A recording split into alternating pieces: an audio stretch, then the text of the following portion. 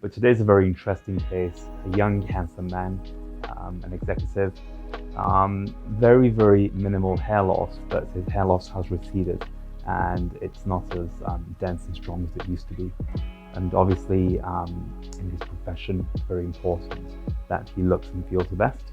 So we're going to be doing a very small procedure, approximately 1,500 to 1,800 grafts.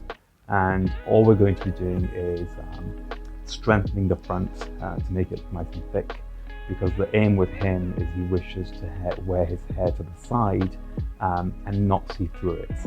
And at the moment, he's modifying his hairstyle in a way that's not natural for him because he wants to hide the retention.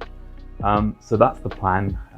The aim is in a year for him to wear his hair in whichever way he wants without having to hide it. So yes, wish you all a great weekend if I don't speak to you, and I'll see you next week. Thanks.